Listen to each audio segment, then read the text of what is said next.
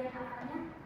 Saya tuh masih bingung kenapa pada gas mulia itu umumnya tuh sulit membentuk ikatan kimia. Itu gimana ya, Bu? Boleh jelaskan? Tol. Nah, ini. Dan sampai mana ini ada yang masih bingung di Nah, sampai materi sampai sini. Nah, sampai sini ada yang masih bingung atau perlu dijelaskan dulu? Menurut saya masih bingung dan saya mau bertanya Ibu, bagaimana elektron valensi itu mempengaruhi pembentukan ikatan? Jadi elektron valensi itu sangat berpengaruh pada pembentukan ikatan karena elektron valensi itu kan terletak pada kulit elektron keduanya. Nah, elektron valensi ini itu dapat dipindahkan atau diterima oleh atom yang lain ataupun juga dapat digunakan bersama. Jadi elektron valensi itu sangat berpengaruh pada pembentukan ikatan kimia karena elektron valensi itu yang digunakan untuk memenuhi kulit elektron valensi keluarnya sehingga dapat mencapai konfigurasi elektron yang penuh dan mencapai keadaan yang lebih stabil. Apakah masih belum jelas atau sudah jelas Ibu? Makasih. Oke, kalau masih Oke, kalau belum ada yang ditanyakan lagi, kita next ke materi selanjutnya.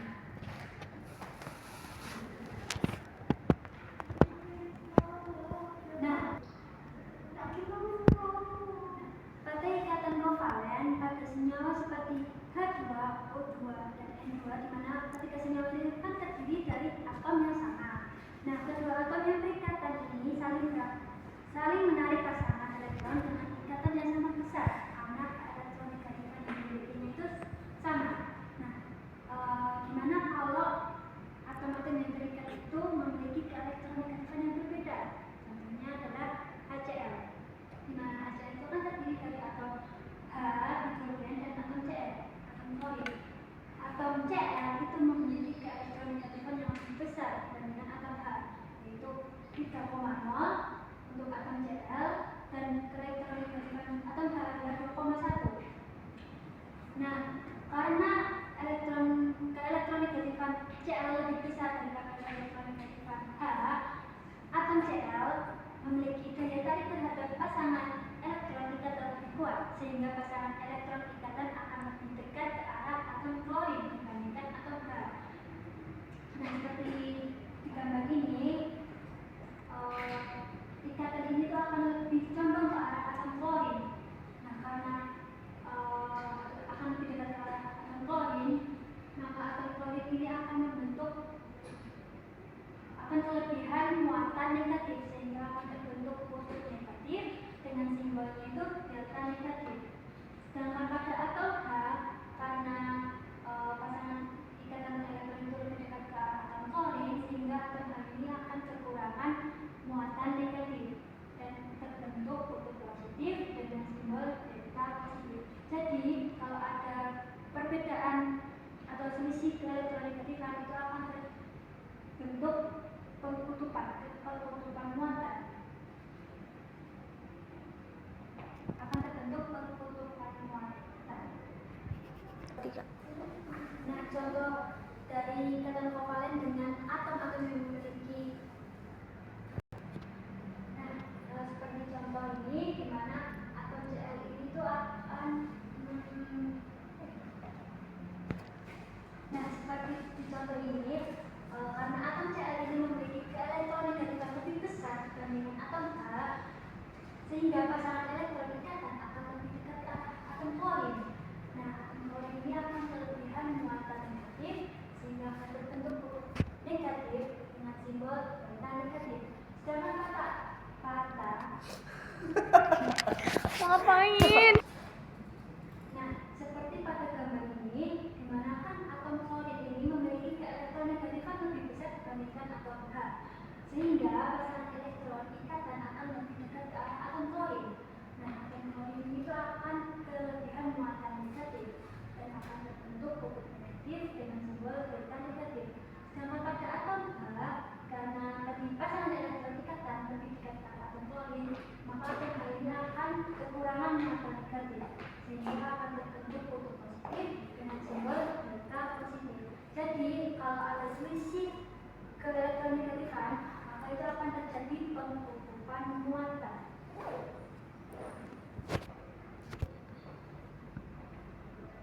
pada ikatan kovalen, jika terjadi pengkutupan muatan, maka ikatan kovalen yang terbentuk adalah ikatan kovalen polar dan senyawa yang terbentuk adalah molekul polar. Sedangkan jika tidak terjadi pengkutupan muatan, maka jenis ikatannya adalah ikatan kovalen non-polar dan senyawa yang terbentuk adalah senyawa non-polar. Nah, seperti tadi contoh, di mana pada senyawa HCl atau asam klorida ini akan terjadi pengkutupan muatan sehingga HCl ini merupakan senyawa polar. Contoh lain ada H2, di mana H2 ini tidak terjadi pengkutupan muatan karena selisih keelektronegatifannya 0 atau kedua atom ini memiliki keelektronegatifan yang sama sehingga jenis ikatan kovalennya non-polar dan senyawa H2 ini merupakan molekul non-polar.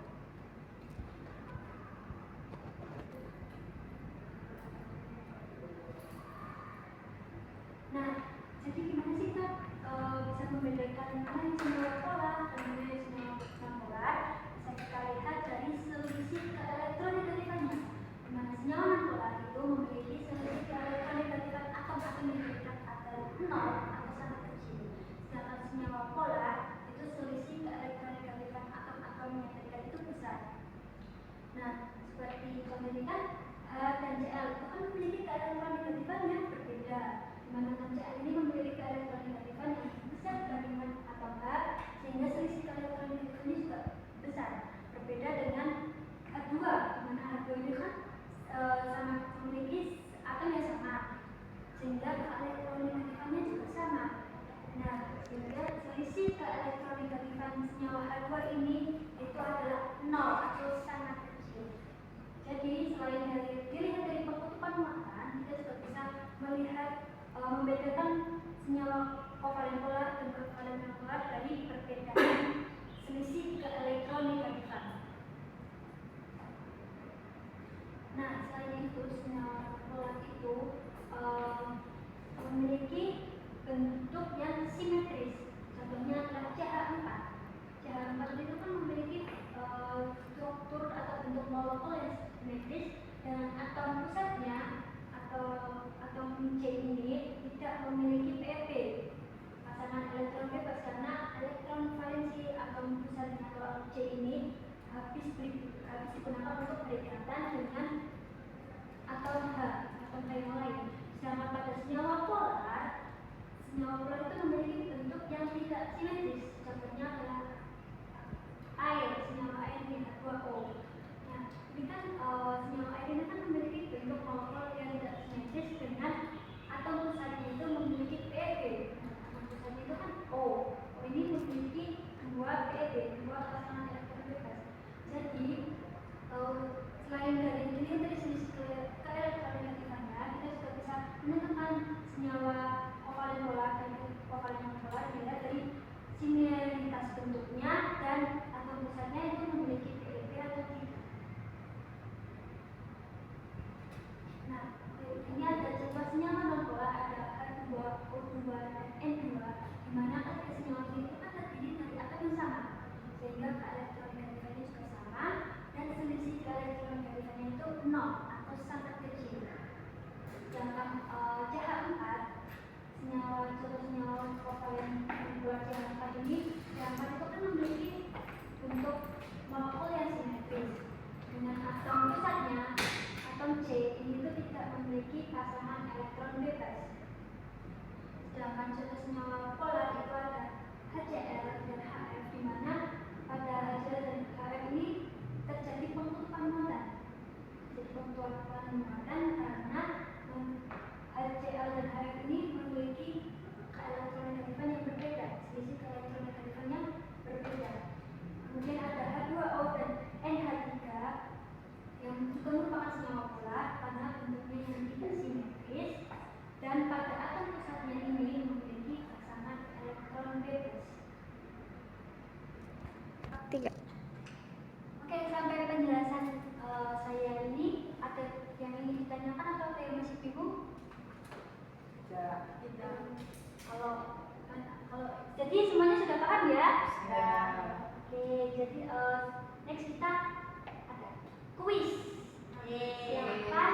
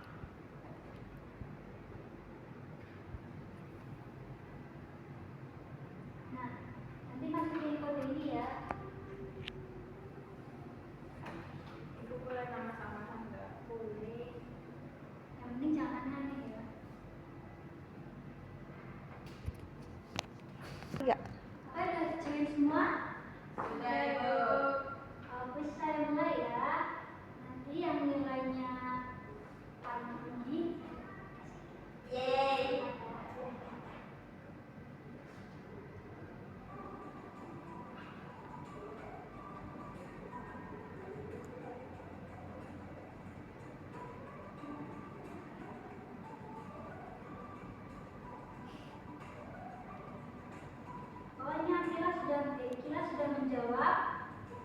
Kemudian disusul apa, Hayo? Dede, kenapa belum jawab? Next ya.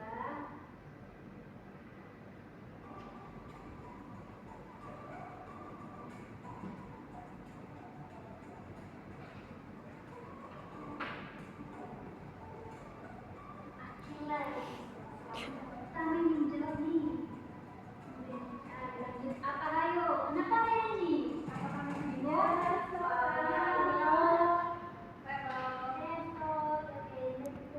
Masih ada soal yang lain.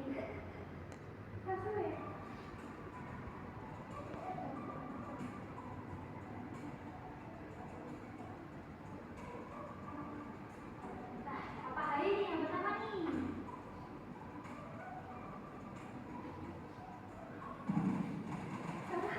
Aduh, siapa nih yang salah nih? Next ya. Kalian keempat.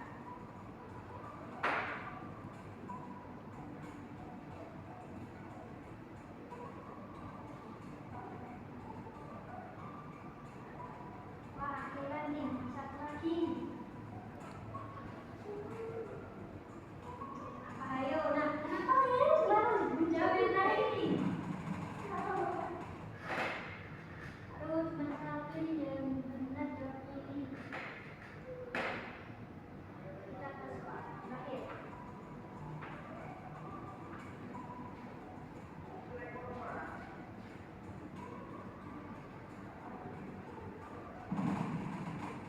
Wah, ya, benar semua soal yang ini.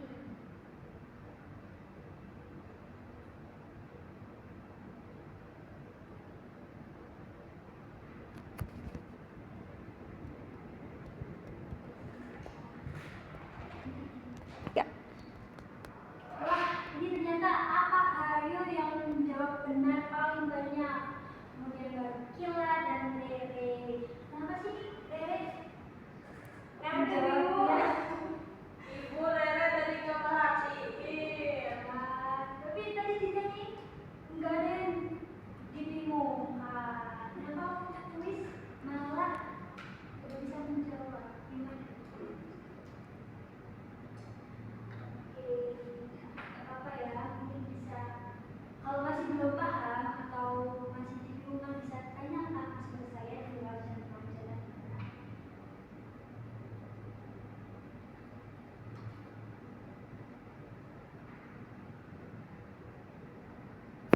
Enggak.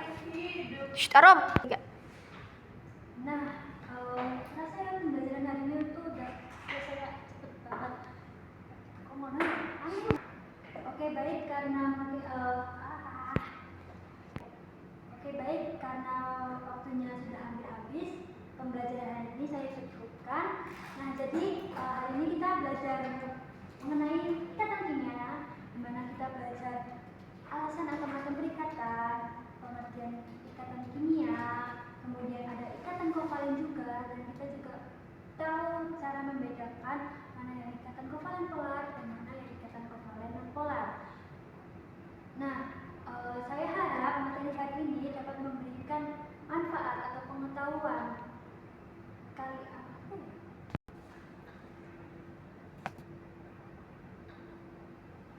Aku udah dulu. Oke, tak terasa bentar lagi waktunya pembelajaran hari ini.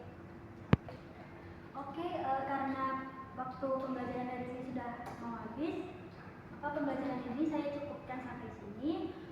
Pembelajaran bisa kita lanjut ke lain hari, di mana hari ini tuh kan paling ya. 3. Oke, karena waktu sudah mau habis, pembelajaran hari ini saya cukupkan.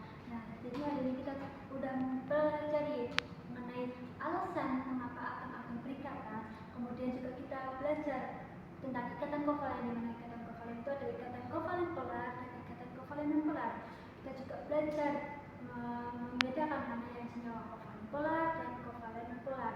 Nah, dari kuis yang tadi dilakukan juga kita jadi tahu mana yang memperhatikan, mana juga yang tidak memperhatikan, mana yang paham dan yang mana yang tidak paham. Nah, bagi yang merasa masih belum paham tentang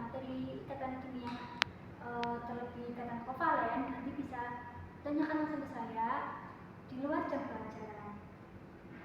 Nah, saya harap pembelajaran hari ini dapat memberikan ilmu yang bermanfaat bagi kalian semua.